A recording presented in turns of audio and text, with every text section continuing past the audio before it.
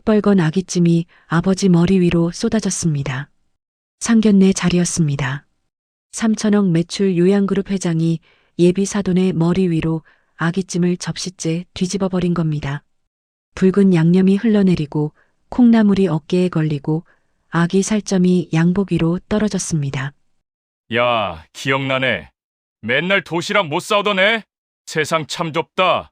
50년 전 같은 반이었다는 이유로, 어린 시절 가난했다는 이유로 회장은 웃고 있었습니다. 딸은 약혼 반지를 찬압에 던져버렸습니다. 아버지는 눈 하나 깜빡이지 않았습니다. 그날 밤 아버지는 지하 작업방에서 낡은 서류 뭉치를 꺼냈습니다. 그리고 컴퓨터에 비치는 구독자 12만 유튜브 채널. 그가 몇 달 전부터 모아온 건 바로 그 재벌 회장에 관한 것이었습니다. 아버지가 쥐고 있던 비밀 회장에게 있어 절대로 세상에 알려지면 안 되는 그것. 과연 무엇일까요? 본격적인 이야기를 시작하기 전에 잠시 제 마음을 전하고 싶습니다. 구독과 좋아요는 제게 정말 큰 힘이 됩니다. 지금 어디서 시청하고 계신지 댓글로 남겨주시면 답글로 인사드리겠습니다. 일산 호수공원 인근 고급 한정식집 청류원의 문이 열렸습니다. 62살 진무규는 딸 하은의 손을 잡고 조심스럽게 안으로 들어섰습니다. 전직 탐사보도 PD로 수많은 현장을 누볐던 그였지만 오늘만큼은 가슴이 조여왔습니다. 오래 아껴 입은 감색 양복은 어깨선이 조금 낡았고 단정하게 닦아온 구두에는 세월의 흔적이 묻어 있었죠. 로비에 들어서자마자 무균의 발걸음이 잠시 멈췄습니다. 천장에서 내려오는 한지 조명, 벽면을 가득 채운 고가의 도자기들, 그리고 곱게 차려입은 손님들의 분위기가 한꺼번에 눈에 들어왔습니다. 저절로 어깨가 움츠러들었습니다. 32살 하은이 아버지의 팔을 가만히 잡았습니다. 요양병원에서 사회복지사로 일하는 딸은 늘 밝은 표정으로 환자 보호자들을 대하는 사람이었지만 오늘은 그 미소에도 긴장이 서려 있었습니다. 아버지, 괜찮으시죠? 그럼 괜찮고 말고. 무규는 애써 웃어 보였습니다. 하지만 그 웃음이 입가에 제대로 머물지 못한다는 걸 하은은 알고 있었습니다. 잠시 후 예약된 별실 문이 열리고 백강우 회장 가족이 들어섰습니다. 63살의 강우는 문을 열자마자 방안을 훑어보듯 시선을 돌렸습니다. 한강케어그룹이라는 대형 요양의료기업의 수장다운 위압감이 그의 걸음걸이 하나에도 묻어났습니다. 강우의 시선이 무균의 양복 소매 끝에서 멈췄습니다. 그리고 구두로, 시계로, 다시 얼굴로 천천히 올라왔죠. 마치 물건값을 매기듯 차가운 눈빛이었습니다. 직업이 뭐라고 했더라? 인사도 없이 던져진 첫마디였습니다. 중고 서점을 운영하고 있습니다. 중고 서점이라 요즘 책 파서 먹고 살 수 있나? 강우는 코웃음을 치며 자리에 앉았습니다. 그의 아들 백도윤이 뒤따라 들어왔습니다. 35살의 도윤은 한강케어그룹 기획본부장이었지만 아버지와는 사뭇 다른 표정을 하고 있었습니다. 무균과 하은에게 고개를 숙여 인사하는 그의 눈에는 미안함 같은 것이 어려 있었습니다.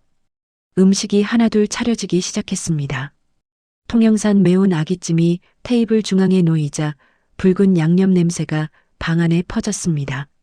강우는 음식에는 관심도 두지 않고 입을 열었습니다. 우리 한강케어가 작년 매출이 얼마인지 알아? 3천억이야, 3천억. 요양병원만 12개, 요양원 23개. 이 바닥에서 우리 안 거치면 사업 못해. 그는 손가락으로 테이블을 톡톡 두드리며 숫자를 나열했습니다. 상견례 자리가 마치 거래 협상장처럼 변해가고 있었습니다.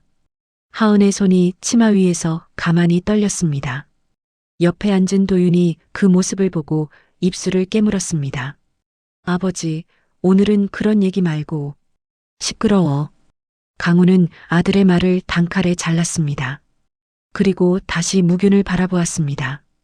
그 눈이 갑자기 번뜩였습니다. 잠깐, 진무균?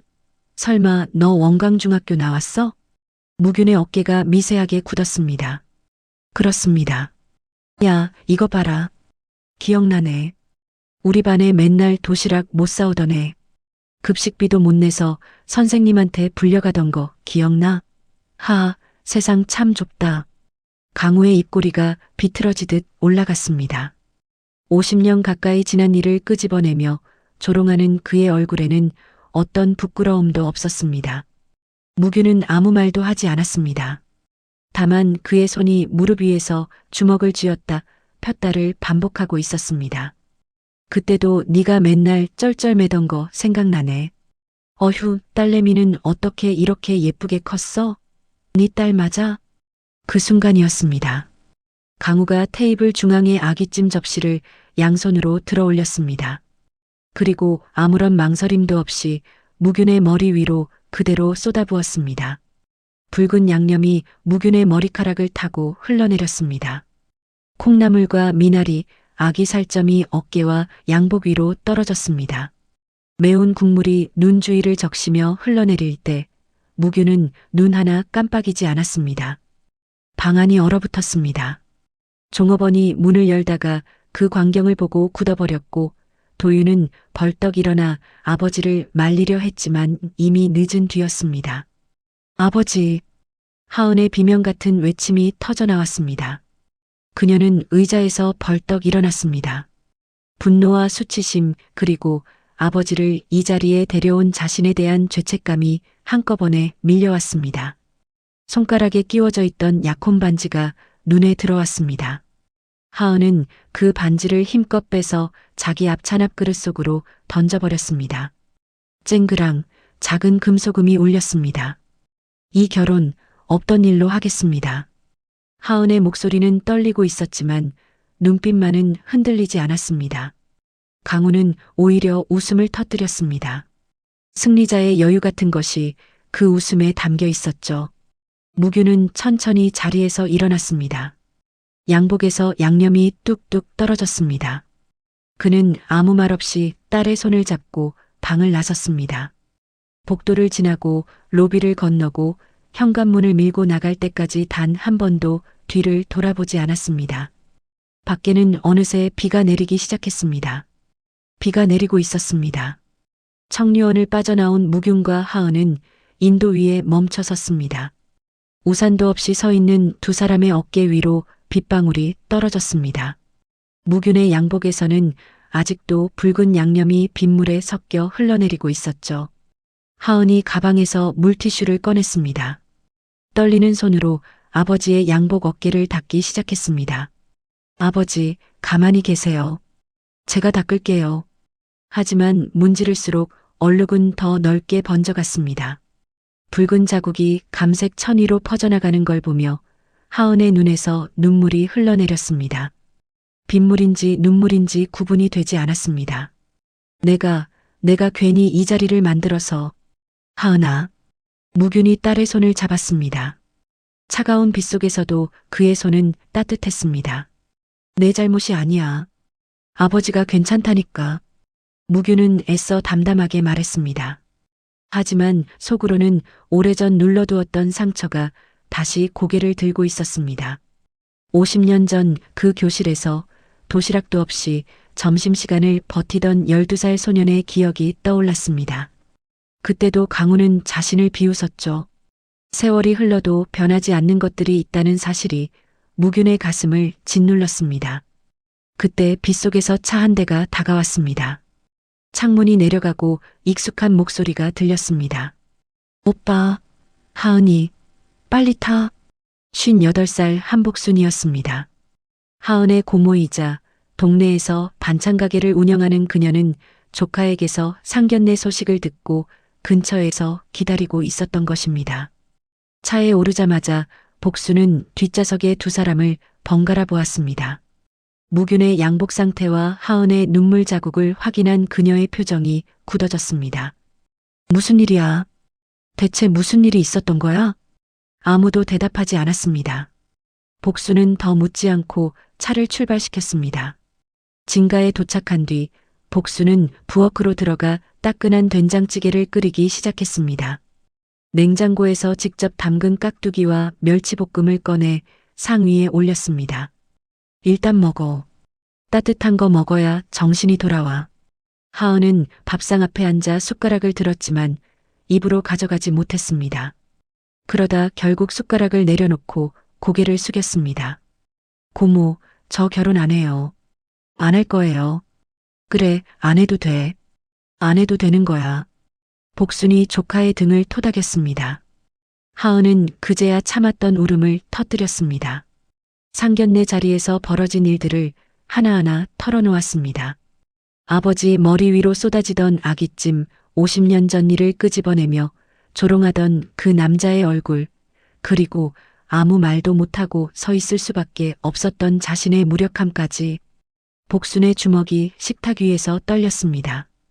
그 인간이 감히. 하지만 그녀는 분노를 삼키고 조카를 안아주었습니다. 지금 필요한 건 분노가 아니라 위로였으니까요. 밤이 깊어지고 하은이 지쳐서 방에서 잠이 들었습니다. 복순도 거실 소파에서 눈을 붙였습니다. 무규는 조용히 일어나 지하 작업방으로 내려갔습니다. 작업방은 중고 서점의 재고, 서적과 오래된 취재 장비들로 가득했습니다. 무규는 책상 서랍 깊숙한 곳에서 낡은 외장하드 하나와 서류 뭉치를 꺼냈습니다. 먼지가 살짝 앉은 그것들을 책상 위에 올려놓고 잠시 바라보았습니다. 몇 달 전부터 모아온 자료들이었습니다. 한강케어그룹 관련 제보 메일, 익명 제보자들의 메모, 요양병원 내부 문건 사본. 그 모든 것이 차곡차곡 정리되어 있었습니다. 무규는 노트북을 켜고 유튜브에 접속했습니다. 화면에 뜬 것은 구독자 12만 명의 채널, 노인부터였습니다. 전직 탐사보도 PD로서의 경험을 살려 그가 직접 운영하는 고발 전문 채널이었죠. 요양기관 비리, 노인 학대, 복지 사각지대 문제를 다루며 조용히 영향력을 키워온 곳이었습니다. 무규는 대시보드를 확인했습니다. 최근 올린 영상들의 조회수, 댓글, 제보 메일 현황이 눈에 들어왔습니다. 한강케어 관련 제보가 유독 많았습니다. 그는 한참 동안 화면을 바라보다가 휴대폰을 들어 번호 하나를 눌렀습니다. 신호음이 3번 울린 뒤 상대방이 받았습니다. 네, 장수진입니다. 45살의 장수진. 건강보험공단 요양기관 조사팀 팀장이자 무균의 오랜 고발 동료였습니다. 둘은 10여 년 전 요양원 비리 취재 때 처음 만나 이후로도 꾸준히 정보를 주고받아온 사이였죠. 수진 씨, 나야. 진무균. 선배님, 이 시간에 무슨 일이세요? 무균은 창밖을 바라보았습니다. 빗소리가 점점 거세지고 있었습니다. 한강케어 건 본격적으로 들어가려고. 전화기 너머로 잠시 침묵이 흘렀습니다. 진짜로요? 준비 다 되신 거예요? 응. 더 이상 미룰 이유가 없어졌어. 무균의 목소리는 낮았지만 단단했습니다. 오늘 겪은 모욕 때문이 아니었습니다. 그것은 단지 마지막 방아쇠였을 뿐이었죠. 오래전부터 쌓여온 분노, 그리고 누군가는 해야 할 일이라는 책임감이 그를 움직이고 있었습니다. 내일 만나서 자세한 얘기하지. 가지고 있는 자료 정리해 둘게. 알겠습니다, 선배님. 저도 공단 쪽 자료 준비해 둘게요. 전화를 끄는 무규는 다시 외장하드와 서류 뭉치를 바라보았습니다. 거기에는 한강케어그룹의 허위 청구 정황, 요양 등급 조작 의혹, 내부 제보자들의 증언이 담겨 있었습니다. 빗소리가 창문을 때렸습니다. 하지만 무균의 머릿속은 더 이상 상견례에서의 치욕으로 가득하지 않았습니다. 대신 오래전부터 품어온 질문 하나가 떠올랐습니다. 누가 저 사람들을 멈추게 할 것인가? 무균은 천천히 키보드 위에 손을 올렸습니다. 그리고 한강케어 특집 기획안 파일을 열었습니다. 긴 밤이 시작되고 있었습니다. 며칠 뒤 무균은 서울 외곽의 허름한 재래시장을 찾았습니다. 좁은 골목 사이로 생선 비린내와 된장찌개 냄새가 뒤섞여 흘러나왔습니다. 간판도 제대로 없는 작은 밥집 안으로 들어서자 플라스틱 의자와 스테인리스 식탁이 다닥다닥 붙어 있었습니다. 점심시간이 지나 손님은 거의 없었죠. 구석자리에 한 남자가 먼저 와 있었습니다. 52살의 안중필. 한강케어그룹 재무실장으로 15년 넘게 회사의 자금 흐름을 관리해 온 인물이었습니다.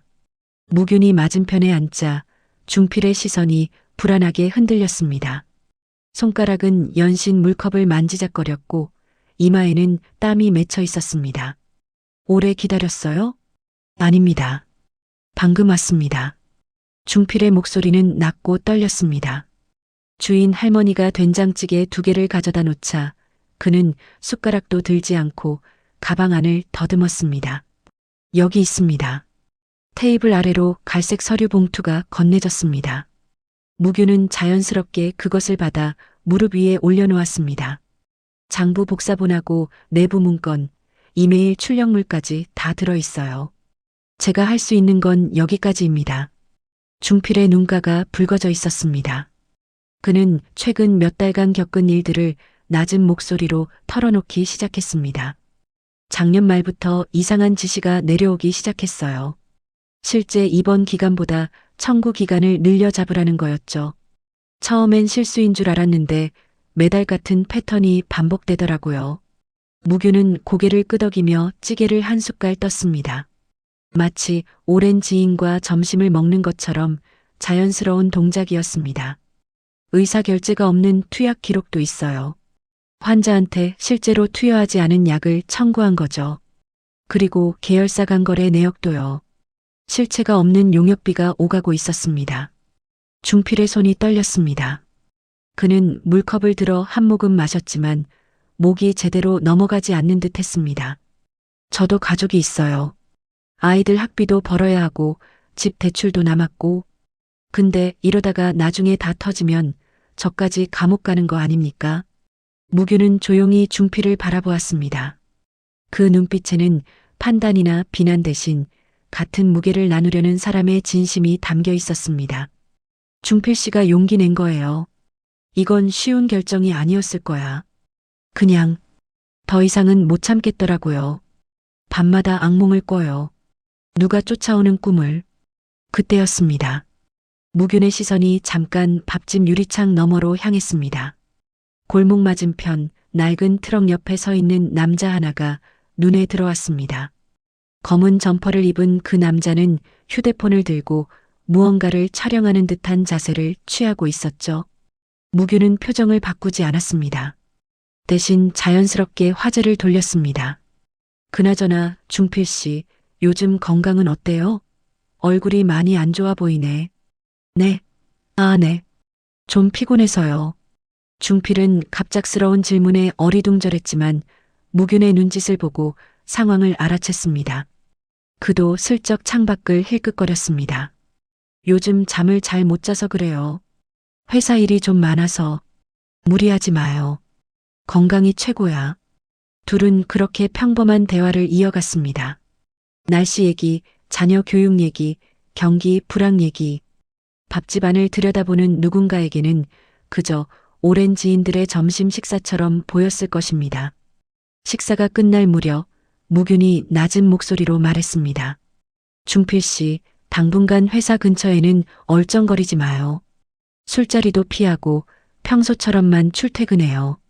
눈에 띄는 행동은 절대 하지 말고. 알겠습니다.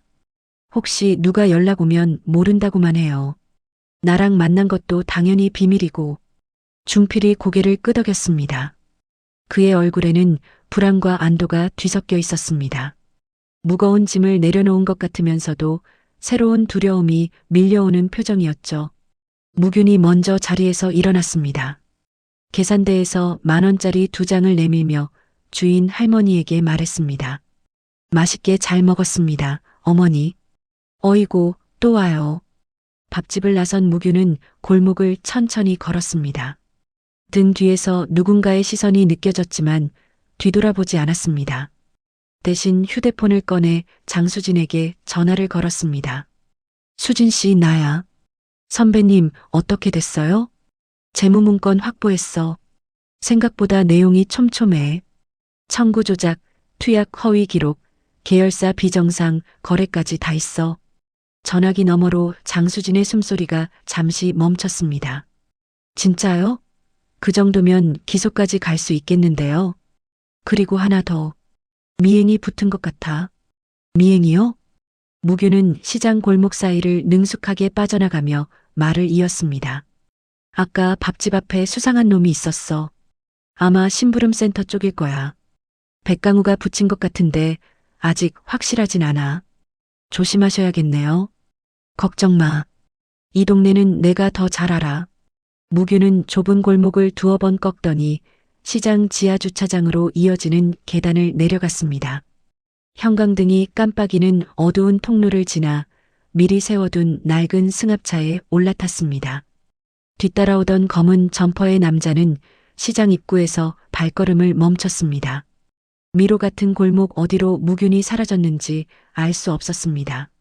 그는 혀를 차며 휴대폰을 들었습니다. 회장님 놓쳤습니다. 시장 안으로 들어가더니 사라졌어요. 전화기 너머로 백강우의 날카로운 목소리가 터져 나왔습니다. 이 멍청한 놈, 그깟 늙은이 하나를 못 따라가? 죄송합니다. 다음에는 꼭. 닥쳐. 그놈이 누굴 만났는지는 확인했어? 네, 사진 찍어뒀습니다. 지금 보내드릴게요. 잠시 후 강우의 휴대폰에 사진 한 장이 도착했습니다. 밥집 유리창 너머로 찍힌 두 사람의 모습. 강우의 눈이 가늘어졌습니다. 안중필? 이 자식이 왜 거기서 나와? 그의 입꼬리가 실룩거렸습니다. 분노와 의심이 뒤섞인 표정이었죠. 재무실장 놈이 배신을 했어. 틀림없어. 강우는 전화를 끊고 창밖을 바라보았습니다. 한강이 내려다 보이는 고층 사무실, 그 화려한 풍경 뒤로 어둠이 서서히 밀려오고 있었습니다. 한강케어그룹 본사에 이상한 기류가 흐르기 시작했습니다. 먼저 주거래 은행에서 연락이 왔습니다. 기존 대출건에 대한 심사를 재검토하겠다는 내용이었죠. 이유는 명확하지 않았지만 담당자의 목소리에는 평소와 다른 긴장감이 묻어 있었습니다. 그리고 같은 날 오후 건강보험공단에서 공문이 도착했습니다. 한강케어 산하 특정 요양병원 3곳의 청구 내역에 이상 징후가 발견되었으니 관련 자료를 열흘 내로 제출하라는 요청이었습니다. 재무실은 술렁거리기 시작했습니다. 직원들은 갑작스러운 계좌 조회 요청과 문서 제출 지시에 당황했습니다. 복도에서 마주치는 얼굴마다 불안한 기색이 역력했죠. 백강우는 긴급 간부 회의를 소집했습니다. 회의실 안 12명의 임원들이 긴 테이블에 둘러앉았습니다. 강우는 상석에서 서류 뭉치를 탁 내려놓으며 입을 열었습니다. 누구야? 누가 찔렀어? 그의 목소리는 낮았지만 그 안에 담긴 분노는 회의실 전체를 짓눌렀습니다. 임원들은 고개를 숙인 채 아무도 대답하지 못했습니다. 은행이 갑자기 심사를 다시 한다고? 공단에서 자료 내놓으라고? 이게 우연이겠어? 강우가 테이블을 손바닥으로 내리쳤습니다. 쿵 하는 소리에 몇몇 임원의 어깨가 움찔했습니다. 내부에 쥐가 있어. 누군가 바깥으로 정보를 흘리고 있다고. 그는 한 명 한 명의 얼굴을 천천히 훑어보았습니다. 마치 누가 범인인지 눈빛만으로 알아내려는 듯 했죠. 문제가 생기면 중간선에서 막아. 알겠어? 위로 올라오기 전에 처리해. 그게 니들이 월급 받는 이유야. 임원들은 고개만 끄덕였습니다. 반박할 용기를 가진 사람은 아무도 없었습니다. 회의가 끝난 뒤 35살의 백도윤이 조용히 회의실을 빠져나왔습니다. 기획본부장이라는 직함을 달고 있었지만 오늘 회의에서 그는 단 한마디도 하지 않았습니다. 복도 끝 창가에 서서 도윤은 한참 동안 바깥을 바라보았습니다. 아버지의 대응 방식이 위험하다는 걸 알고 있었습니다. 문제를 덮으려 할수록 더 큰 폭발이 올 거라는 것도요. 하지만 공개적으로 반대할 용기가 나지 않았습니다. 머릿속에는 며칠 전 상견례 장면이 떠올랐습니다. 아기찜이 쏟아지던 순간 하은의 얼굴에 스쳤던 표정, 그리고 아무 말 없이 자리를 뜬 무균의 뒷모습. 도윤은 주먹을 꽉 쥐었다가 천천히 풀었습니다. 한편 강우는 회의가 끝난 뒤 집무실로 돌아와 심부름센터 직원에게 전화를 걸었습니다. 그 진무균이라는 놈, 신상 다 털었어? 네, 회장님. 보고 올리겠습니다. 잠시 후 팩스로 자료가 도착했습니다. 진무균의 이력서, 주소, 가족관계, 그리고 과거 경력이 상세하게 정리되어 있었습니다. 강우는 서류를 읽어 내려가다가 한 줄에서 멈췄습니다. 전직 탐사보도 PD? 유튜브 채널 운영? 그의 눈이 가늘어졌습니다. 기억 속 어딘가에서 희미한 장면이 떠올랐습니다. 10년도 더 전 자신이 텔레비전 뉴스에 잠깐 비쳤던 적이 있었습니다. 요양원 관련 취재였죠. 그때 집요하게 따라붙던 취재팀이 있었는데 그 PD의 이름이 뭐였더라? 진무균. 강우는 중얼거리며 서류를 다시 읽었습니다. 유튜브 채널 로인부터 구독자 12만 명, 요양기관 비리 전문 고발 콘텐츠. 순간 그의 표정이 굳어졌습니다. 하지만 곧 코웃음을 치며 서류를 내려놓았습니다. 겨우 유튜브? 구독자 12만? 이것도 언론이라고. 그는 창밖을 바라보며 혼잣말을 했습니다. 가난한 독거노인이 뭘 할 수 있겠어. 돈 좀 쥐어주면 입 다물겠지. 강우는 비서를 불러 지시했습니다. 내일 저녁에 진무균 집으로 갈 거야. 차 준비해둬. 아, 그리고 백화점에서 쇼핑백 하나 준비하고 안에 현금하고 시계 넣어서. 네, 회장님.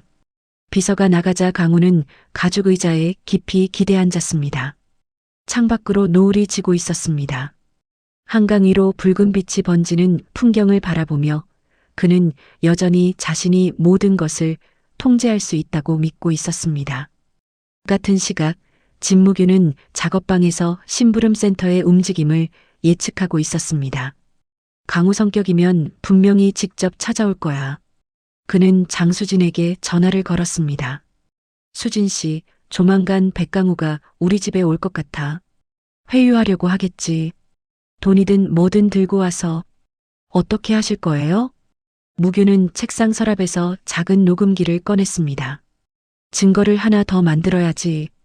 그의 입가에 희미한 미소가 번졌습니다. 오랜 취재 경험이 알려주는 직감이 있었습니다. 자만한 자는 반드시 실수를 한다는 것을요. 진아은은 요양병원에서 평소처럼 근무를 이어가고 있었습니다.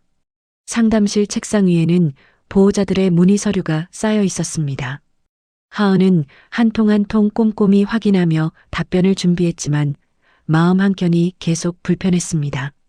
상견례 이후로 며칠이 지났지만 그날의 장면이 자꾸만 떠올랐기 때문이죠.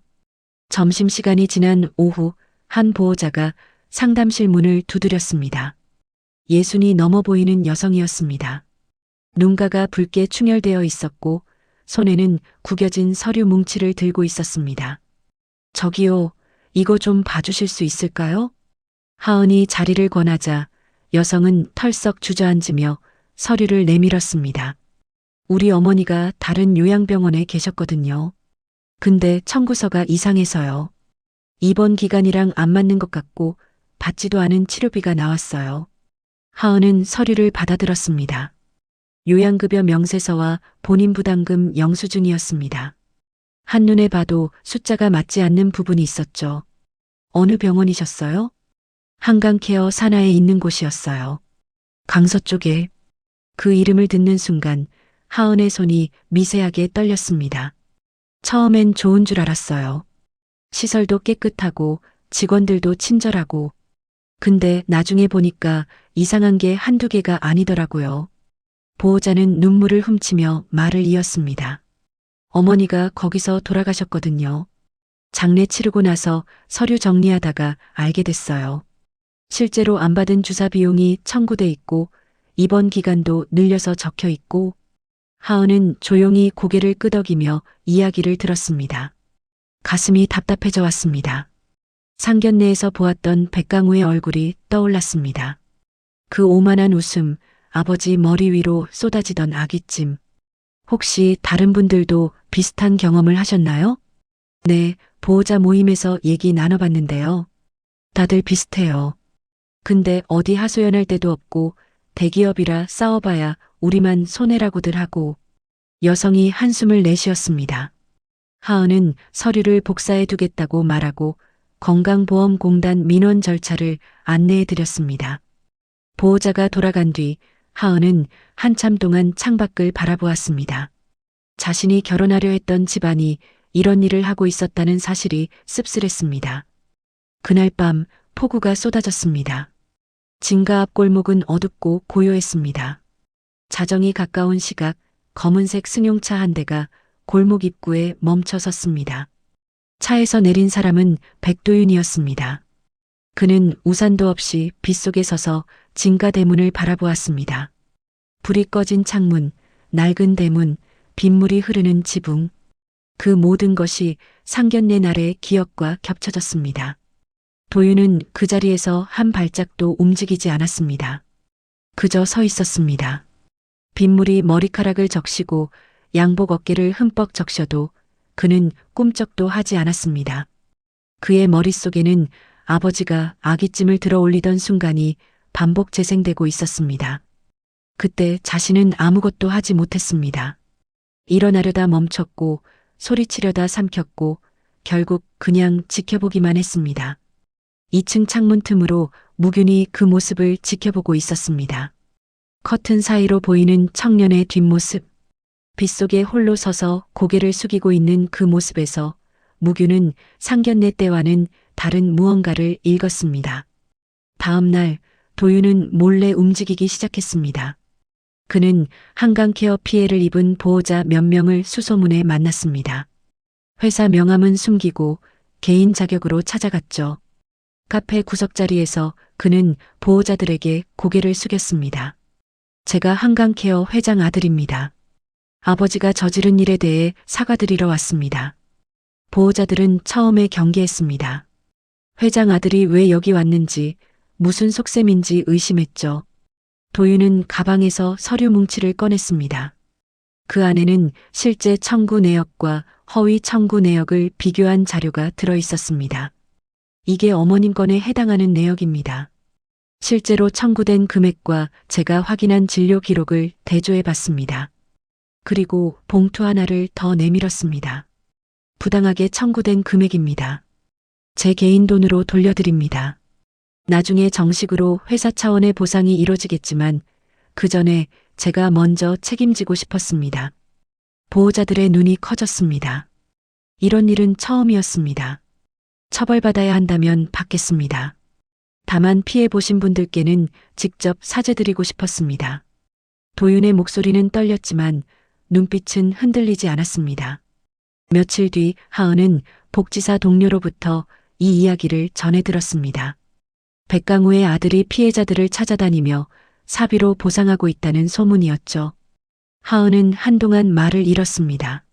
상견례에서 본 그 청년, 아버지 옆에서 고개를 숙이고만 있던 그 모습과 지금 들려오는 이야기가 같은 사람인 것인지 믿기 어려웠습니다. 그녀의 마음속에서 무언가가 조금씩 움직이기 시작했습니다. 단순한 연애 감정이 아니었습니다. 한 사람이 어떤 선택을 하느냐에 따라 얼마나 달라질 수 있는지를 바라보는 시선이었습니다. 창밖으로 비가 그치고 있었습니다.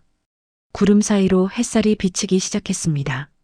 장수진은 건강보험공단 내에 별도 태스크포스를 꾸렸습니다. 회의실 한쪽 벽면에는 한강케어그룹 조직도가 붙어 있었고 그 옆으로 산하 요양병원과 요양원 목록이 빼곡하게 정리되어 있었습니다. 수지는 팀원 5명과 함께 밤낮으로 자료를 분석하고 있었죠. 이거 보세요. 입원 기간이랑 요양 등급 변경 시점이 안 맞아요. 팀원 하나가 모니터를 가리켰습니다. 화면에는 특정 환자의 청구 내역이 떠 있었습니다. 실제 입원 기간은 3개월인데 청구된 기간은 5개월. 게다가 요양 등급이 갑자기 상향 조정된 시점도 석연치 않았습니다.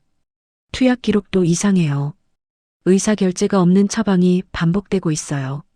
수지는 무균이 건넨 재무문건과 공단 자료를 교차 검증했습니다. 패턴이 보이기 시작했습니다. 한두 건의 실수가 아니었습니다. 여러 병원에서 동시에 같은 방식으로 조직적으로 이루어진 과다 청구였습니다. 기소까지 갈 수 있겠어요. 수진이 중얼거렸습니다. 같은 시각 무균은 유튜브 채널에 예고 영상을 올렸습니다. 화면에는 실명이 등장하지 않았습니다.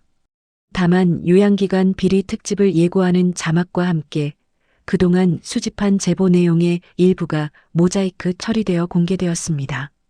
영상이 올라가자마자 댓글이 폭발했습니다. 저도 비슷한 경험 있어요. 어머니 요양원에서 제보 메일 보냈습니다. 꼭 다뤄주세요. 드디어 누가 이 문제를 건드리네요. 제보 메일함은 하루 만에 300통이 넘게 쌓였습니다. 그중 상당수가 한강케어 관련이었습니다. 요양보호사로 일했던 사람들의 증언도 있었습니다. 저 거기서 1년 넘게 일했는데요. 인력이 부족해서 서류 조작을 강요받았어요. 실제로 투여 안 한 약을 투여했다고 기록하라는 지시가 있었습니다. 무규는 이 제보들을 하나하나 정리하며 장수진에게 공유했습니다. 한편 백강우는 심부름센터로부터 보고를 받고 있었습니다. 회장님, 진무균이랑 안중필이 만난 게 확실합니다. 그리고 그 유튜브 채널에 예고 영상이 올라왔는데요. 내용이 심상치 않습니다. 강우의 얼굴이 굳어졌습니다. 하지만 곧 코웃음을 쳤습니다. 겁줄 생각이겠지. 돈 더 뜯어내려고. 그는 비서를 불러 지시했습니다. 오늘 밤에 진무균 집으로 가. 내가 직접 처리한다.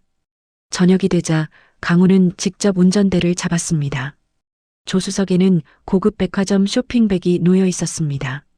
그 안에는 현금 다발과 명품 시계가 들어 있었죠. 진가에 도착한 강우는 대문을 두드렸습니다. 잠시 후 무균이 문을 열었습니다.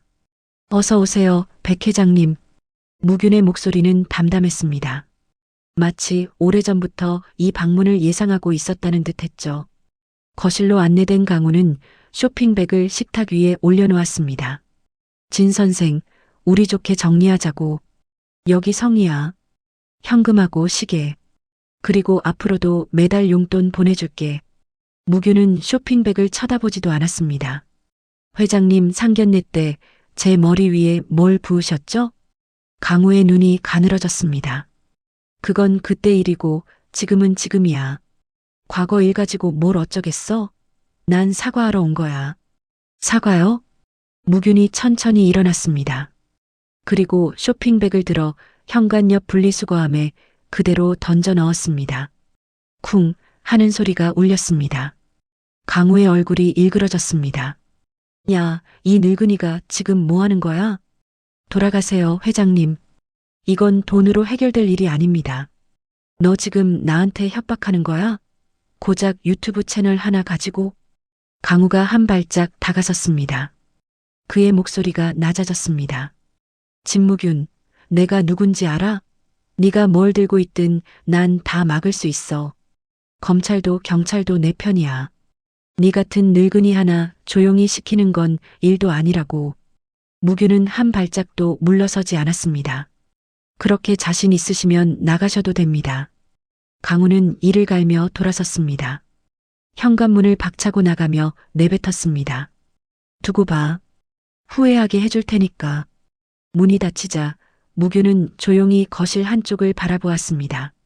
책장 사이에 숨겨둔 소형 카메라의 빨간 불빛이 깜빡이고 있었습니다. 그리고 주머니 속 녹음기도 여전히 돌아가고 있었죠. 그는 휴대폰을 들어 장수진에게 전화를 걸었습니다. 수진 씨, 다 녹화됐어. 협박 발언까지 전부. 다음 날 아침 무균은 장수진과 함께 영상 파일을 확인했습니다. 화면 속에는 강우가 쇼핑백을 내밀며 회유하는 장면이 선명하게 담겨 있었습니다. 그리고 무균이 그것을 분리수거함에 던져넣자 얼굴이 일그러지며 협박하는 장면까지. 음성도 깨끗하게 녹음되어 있었죠. 검찰도 경찰도 내 편이야. 네 같은 늙은이 하나 조용히 시키는 건 일도 아니라고. 수진이 고개를 저었습니다. 이 정도면 증거로 충분해요. 뇌물 공여 시도에 협박까지. 무균은 고개를 끄덕였습니다.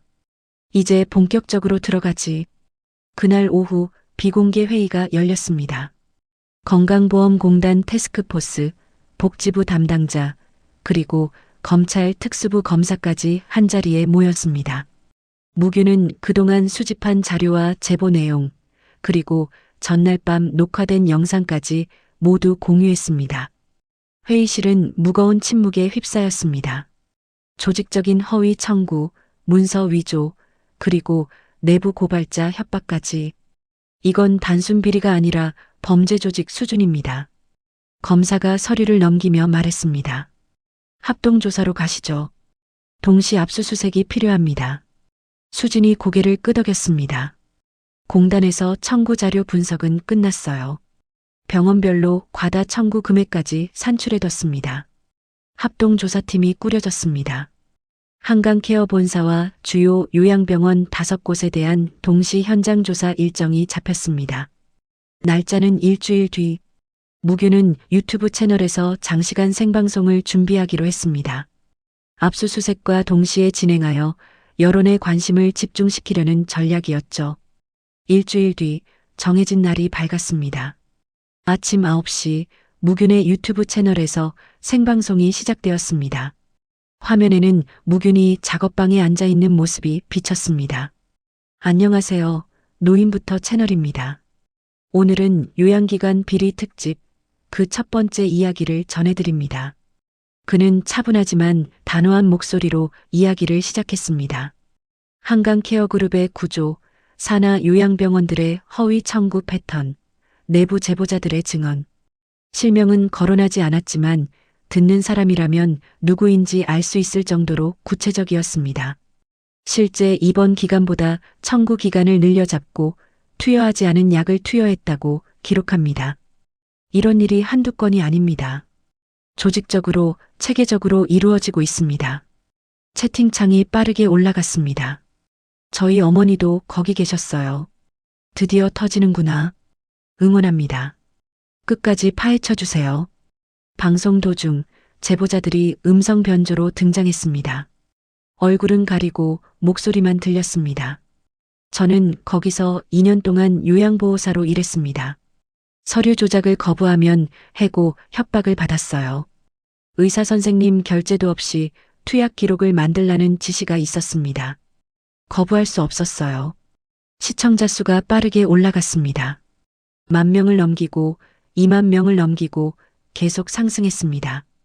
같은 시각 한강케어 본사 지하주차장에 검은색 승합차 여러 대가 도착했습니다.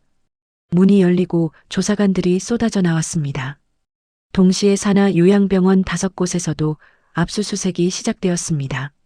본사 로비에 기자들이 몰려들었습니다. 카메라 플래시가 터지고 마이크가 들이밀어졌습니다. 조사관들은 말없이 엘리베이터로 향했습니다. 재무실 문이 열렸습니다. 직원들이 당황한 표정으로 일어섰습니다. 조사관들이 컴퓨터와 서류함을 봉인하기 시작했습니다. 여러 언론사에서 속보가 나갔습니다. 한강케어그룹 요양급여 허위 청구 혐의로 압수수색. 수백억 원대 부정 청구 의혹, 회장 소환 임박. 주식시장에서 한강케어 관련 주가가 급락했습니다. 장이 열리자마자 하한가를 향해 떨어지기 시작했죠. 백강우는 사무실에서 이 모든 상황을 실시간으로 지켜보고 있었습니다. 텔레비전 화면에는 본사 앞에 줄지어 도착하는 조사관들과 기자들의 모습이 비치고 있었습니다. 그의 얼굴이 창백해졌습니다. 이럴 리가 없어. 내가 다 막을 수 있다고 했잖아. 하지만 휴대폰은 울리지 않았습니다. 평소 같으면 먼저 연락해왔을 사람들이 전화를 받지 않았습니다. 문자도 답이 없었습니다. 강우는 창밖을 바라보았습니다. 저 멀리 한강이 보였습니다. 그 평화로운 풍경이 지금은 비웃는 것처럼 느껴졌습니다. 그는 급하게 서랍을 열어 여권과 비상금을 꺼냈습니다. 그리고 비서에게 전화를 걸었습니다. 차 빼놔. 지하주차장으로. 지금 당장. 도주를 준비하기 시작한 것입니다. 백강우는 지하주차장으로 내려갔습니다. 평소 타던 검은색 세단 대신 미리 준비해둔 흰색 승용차가 구석에 세워져 있었습니다. 번호판도 바꿔 달았죠. 트렁크에는 현금이 든 가방과 해외 부동산 서류가 들어 있었습니다. 강우는 주변을 두리번거리며 차에 올라탔습니다. 시동을 걸고 출구 쪽으로 천천히 움직였습니다. 그런데 출구 앞에서 차가 멈춰야 했습니다. 검은색 승합차 세 대가 출입구를 막고 있었습니다. 그리고 그 뒤로 조사관들과 수사관들이 줄지어 서 있었습니다. 카메라를 든 취재진도 보였습니다. 강우의 얼굴이 하얗게 질렸습니다. 차 문이 열리고 수사관이 다가왔습니다. 백강우 회장님, 차에서 내려주시기 바랍니다. 강우는 움직이지 않았습니다. 핸들을 꽉 쥔 손이 떨리고 있었습니다. 지금 뭐 하는 거야? 내가 누군지 알아? 도주 우려가 있어 긴급 체포합니다. 협조해 주십시오. 수사관들이 차 문을 열었습니다. 강우는 끌려 내려왔습니다. 트렁크가 열리자 현금 다발과 해외 부동산 서류, 여권이 쏟아져 나왔습니다. 카메라 플래시가 연달아 터졌습니다. 강우는 얼굴을 가리려 했지만 이미 모든 것이 찍히고 있었습니다. 한강케어 백강우 회장, 도주 시도 중 현장에서 체포. 속보가 전국으로 퍼져나갔습니다. 조사실로 옮겨진 강우는 긴 테이블 맞은편에 앉았습니다. 그리고 문이 열리더니 익숙한 얼굴이 들어왔습니다. 진무균이었습니다. 강우의 눈이 커졌습니다. 너 내가 왜 여기 있어? 무균은 조용히 맞은편에 앉았습니다. 그의 손에는 두꺼운 서류 뭉치가 들려 있었습니다. 오랜만입니다, 백 회장님. 강우의 얼굴이 일그러졌습니다. 네가 이 짓을 꾸민 거야? 그깟 유튜브 하나로? 무균은 대답 대신 서류를 하나씩 테이블 위에 펼쳐놓기 시작했습니다. 첫 번째, 상견례에서의 모욕과 폭행. 목격자 진술과 식당 직원 증언이 있습니다. 탁, 서류가 놓였습니다. 두 번째, 원광중학교 시절 학교 폭력. 당시 피해 학생들의 진술서입니다. 저 말고도 여러 명이었더군요. 탁, 또 하나. 세 번째, 한강케어그룹 산하 요양기관 허위 청구. 건강보험공단 분석 자료와 내부 제보자 증언입니다. 탁, 탁, 서류가 쌓여갔습니다. 네 번째, 제 집에 찾아와서 한 뇌물공여 시도와 협박. 영상과 음성 녹음이 있습니다. 강우의 입술이 파르르 떨렸습니다. 다섯 번째, 오늘 도주 시도. 트렁크에서 발견된 현금과 해외 부동산 서류. 무균은 마지막 서류를 내려놓고 강우를 바라보았습니다. 그 눈빛은 분노도 증오도 아니었습니다. 그저 담담했습니다. 회장님, 50년 전에 저를 괴롭힐 때는 몰랐겠죠. 그 아이가 나중에 뭐가 될지. 강우는 아무 말도 하지 못했습니다. 상견례 때 제 머리 위에 아기찜을 부을 때도 몰랐겠죠. 그게 어떤 결과를 가져올지. 무균의 목소리는 여전히 차분했습니다. 저는 복수하려고 이 일을 시작한 게 아닙니다. 다만 누군가는 해야 할 일이었어요. 회장님이 상견례에서 저를 모욕한 건 그냥 마지막 방아쇠였을 뿐입니다. 강우는 고개를 떨궜습니다. 평생 돈과 권력으로 모든 것을 해결해온 그였습니다. 검찰도 경찰도 자기 편이라고 믿었습니다. 하지만 지금 이 순간 그 어떤 것도 통하지 않았습니다. 조사는 감정적인 복수가 아니라 구체적인 죄목과 증거 중심으로 진행되었습니다. 무균은 필요한 자료를 제시하고 조용히 자리에서 일어났습니다. 마지막으로 한 말씀 드릴게요. 그는 문 앞에서 멈춰 돌아보았습니다. 돈으로 안 되는 일도 있습니다, 회장님. 문이 닫혔습니다. 강우는 혼자 남겨진 조사실에서 한참 동안 움직이지 못했습니다. 창밖으로 밤이 깊어가고 있었습니다. 그의 반발은 시간이 갈수록 무력해졌고 수사 기록만 두꺼워져 갔습니다. 새벽이 되어서야 조사가 잠시 중단되었습니다. 강우는 구치소로 이송되었습니다. 호송차에 오르는 그의 뒷모습을 카메라들이 비추었습니다. 한강 위로 동이 트고 있었습니다. 새로운 하루가 시작되고 있었습니다. 구치소 접견실은 차갑고 좁았습니다. 백강우는 주황색 수의를 입고 철창 너머에 앉아 있었습니다. 며칠 사이에 얼굴이 푹 꺼져 있었습니다. 화려했던 양복 대신 죄수복을 입은 그의 모습은 초라하기 그지없었죠. 문이 열리고 백도윤이 들어왔습니다. 강우의 눈이 반짝였습니다. 아들이 왔다. 이제 뭔가 방법이 생길 거다. 그는 그렇게 생각했습니다. 도윤아, 왔구나. 빨리 앉아. 도윤은 말없이 맞은편에 앉았습니다. 그의 표정은 굳어 있었습니다. 강우가 급하게 말을 쏟아냈습니다. 들어봐.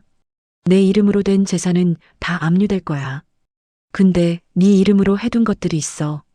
강남 상가 건물, 지방 요양원 부지, 차명 계좌 몇 개. 그거 다 합치면 200억은 넘어. 그는 목소리를 낮추며 다급하게 말을 이었습니다. 그 돈으로 로펌 써. 제일 비싼 데로. 그리고 검찰 쪽에 아는 사람 있잖아. 김 부장 검사한테 연락해봐. 예전에 골프같이 친 적 있으니까 기억할 거야. 도윤은 아무 말 없이 아버지를 바라보았습니다. 그리고 국회의원 쪽으로도 손 좀 써. 박 의원이 우리 병원 개원식 때 왔었잖아. 그 인연으로. 아버지. 도윤이 처음으로 입을 열었습니다. 그 한마디에 강우의 말이 뚝 끊겼습니다. 그 재산요. 도윤은 가방에서 서류 뭉치를 꺼냈습니다. 제 이름으로 되어 있던 거 다 처분했습니다. 강우의 얼굴이 하얗게 질렸습니다. 뭐라고? 강남 상가는 매각했어요. 요양원 부지도요. 차명 계좌는 해지하고 전부 한 곳으로 모았습니다. 강우가 벌떡 일어나려다 철창에 막혔습니다. 이 미친놈아, 네가 감히 내 재산을. 아버지 재산이 아니에요. 서류상 제 이름으로 되어 있었으니까요. 법률 자문도 받았습니다. 문제 없어요. 도윤의 목소리는 떨리지 않았습니다. 그 돈 어디에 썼는지 아세요? 그는 서류를 철창 아래 틈으로 밀어 넣었습니다. 피해자 보상 기금으로 넣었습니다. 한강케어 때문에 부당하게 돈을 낸 보호자들, 밀린 임금 못 받은 요양보호사들, 시설 재정비가 필요한 병원들. 거기 다 썼어요. 강우의 입이 벌어졌다 다물어지지 않았습니다. 그리고 이것도요. 도윤이 또 다른 서류를 꺼냈습니다. 상속 포기서입니다. 앞으로 아버지한테서 받을 거 아무것도 없어요. 어머니도 이혼 절차 진행 중이시고요. 강우의 눈이 휘둥그레졌습니다. 네 엄마가 이혼을? 네. 어머니도 더 이상은 못 참겠다고 하셨어요. 침묵이 흘렀습니다. 강우는 믿을 수 없다는 표정으로 아들을 바라보았습니다. 도윤아, 너 지금 아버지한테 이러는 거야? 내가 널 어떻게 키웠는데? 어떻게 키우셨죠? 도윤이 처음으로 아버지의 눈을 똑바로 마주 보았습니다. 남의 머리 위에 음식을 붓는 법을 가르쳐 주셨죠. 돈이면 뭐든 해결된다고 가르쳐 주셨죠. 사람을 숫자로 보는 법을 가르쳐 주셨죠. 그의 목소리가 조금씩 떨리기 시작했습니다. 저 상견례 날 아버지가 진 선생님 머리 위에 아기찜 부을 때요. 저는 아무것도 못했어요. 일어나려다 멈추고 소리치려다 삼켰어요. 그게 얼마나 비겁한 건지 아세요? 강우는 대답하지 못했습니다. 그날 이후로 저는 계속 생각했어요. 나는 아버지 같은 사람이 될 건가? 아니면 다른 길이 있는가? 도윤이 자리에서 일어났습니다. 저는 다른 길을 택했습니다. 아버지랑 같은 사람이 되고 싶지 않아요. 강우가 철창을 잡았습니다. 도윤아, 잠깐만. 우리 다시 얘기하자. 내가 잘못했어. 앞으로는. 아버지. 도윤이 마지막으로 돌아보았습니다. 저도 아버지 아들이에요. 그 피가 흐르고 있어요. 그래서 더 무서워. 그래서 더 멀리 가야 해요. 문이 닫혔습니다. 강우는 빈 접견실에 홀로 남았습니다. 손에는 아무것도 남지 않았습니다. 재산도 가족도 권력도 모든 것이 손가락 사이로 빠져나가 버렸습니다. 그는 천천히 주저앉았습니다. 차가운 바닥이 느껴졌습니다. 처음으로, 정말 처음으로 자신이 혼자라는 것을 깨달았습니다. 몇 달이 지나고 봄이 왔습니다. 벚꽃이 흩날리는 4월의 어느 날 서울 외곽의 작은 웨딩홀에서 결혼식이 열렸습니다. 화려하지 않았지만 따뜻한 시기였습니다. 신랑 백도윤과 신부 진아은이 나란히 서 있었습니다. 도윤은 한강케어그룹에서 완전히 손을 뗀 뒤 소규모 회사를 설립했습니다. 도윤케어 건축이라는 이름의 그 회사는 요양병원과 요양원, 노인복지시설을 사람 중심 구조로 바꾸는 리모델링을 전문으로 했습니다. 큰 돈을 벌 수 있는 사업은 아니었지만 그가 하고 싶은 일이었습니다. 하은은 기존 직장에서 업무 비중을 조정해 도윤의 회사와 연계된 복지 자문 역할을 맡았습니다. 현장에서 어르신들과 보호자들의 목소리를 듣고 그것을 설계에 반영하는 일이었죠. 하객석에는 낯익은 얼굴들이 앉아 있었습니다. 한강케어 피해자 보호자 모임 사람들이었습니다. 도윤이 직접 찾아가 사과하고 보상했던 그분들이 기꺼이 축하하러 와주셨습니다. 요양보호사 모임에서도 몇 분이 오셨습니다. 그들은 도윤과 하은의 선택을 응원하며 박수를 보냈습니다. 장수진도 와 있었습니다. 그녀는 뒷자리에 조용히 앉아 식을 지켜보았습니다. 무균과 눈이 마주치자 가볍게 고개를 끄덕였죠. 그리고 맨 앞자리에 진무균이 앉아 있었습니다. 그는 오래 아껴두었던 감색 양복을 꺼내 입었습니다. 상견례 날 아기찜이 쏟아졌던 바로 그 양복이었습니다. 세탁소에서 여러 번 손을 봤지만 어깨 부분에는 아직도 희미한 자국이 남아 있었죠. 하지만 오늘 그 양복은 다른 의미를 입고 있었습니다. 무규는 딸이 식장 입구에서 도윤과 나란히 인사를 나누는 모습을 바라보았습니다. 두 사람의 얼굴에는 편안한 미소가 번져 있었습니다. 문득 50년 전이 떠올랐습니다. 원광중학교 교실에서 자신을 괴롭히던 부잣집 아이, 상견례에서 아기찜을 부었던 그 아이의 아버지, 그리고 지금 그 아들이 자신의 딸과 결혼하고 있었습니다. 세상 일은 참 알 수 없는 것이었습니다. 식이 끝나고 피로연이 시작되었습니다. 사람들이 삼삼오오 모여 음식을 먹고 이야기를 나누었습니다. 무규는 조용히 도윤에게 다가갔습니다. 도윤아. 네, 아버님. 도윤이 고개를 숙였습니다. 아버님이라는 호칭이 아직 어색한 듯 했지만 그 목소리에는 진심이 담겨 있었습니다. 무규는 품에서 작은 통장 하나를 꺼냈습니다. 이건 내가 평생 모아둔 거야. 많지는 않아. 근데 가장 깨끗한 돈이야. 도윤이 두 손으로 받았습니다. 아버님, 이건 사업 시작할 때 보탰어? 그리고 하은이 잘 부탁한다. 무규는 사위의 어깨를 가볍게 두드렸습니다. 그리고 뒤돌아서 걸어갔습니다. 그의 뒷모습은 상견례 때와는 달랐습니다. 구부정하지 않았고 움츠러들지 않았습니다. 저녁이 되어 손님들이 하나둘 떠나고 웨딩홀이 조용해졌습니다. 도윤과 하은이 무균에게 다가왔습니다. 아버지, 오늘 와주셔서 감사해요. 하은이 아버지를 안았습니다. 무균은 딸의 등을 토닥였습니다. 잘 살아라. 서로 아끼면서. 네, 아버지. 도윤도 깊이 인사했습니다. 아버님, 앞으로 더 자주 뵐게요. 저희 회사에서 진행하는 시설들, 아버님 의견도 듣고 싶어요. 무균이 고개를 끄덕였습니다. 그래, 내가 도울 수 있는 일이면 돕지. 두 사람이 떠난 뒤 무균은 홀로 웨딩홀 앞에 서서 밤하늘을 올려다보았습니다. 별이 떠 있었습니다. 공기가 차가웠지만 마음은 따뜻했습니다. 다음 날 무균은 다시 작업방으로 내려갔습니다. 책상 위에는 새로운 제보 메일들이 쌓여 있었습니다. 한강케어 사건 이후로 다른 요양기관들에 대한 제보도 늘어났습니다. 아직 밝혀져야 할 일들이 많았습니다. 무규는 노트북을 열고 유튜브 채널에 접속했습니다. 구독자 수가 25만 명을 넘어 있었습니다. 그는 새 영상 기획안을 열었습니다. 다음 이야기는 키보드 위에 손을 올렸습니다. 어딘가에서 억울하게 당하고 있는 사람들이 있었습니다.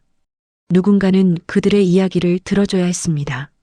무규는 그 일을 계속하기로 했습니다. 창밖으로 아침 해가 떠오르고 있었습니다.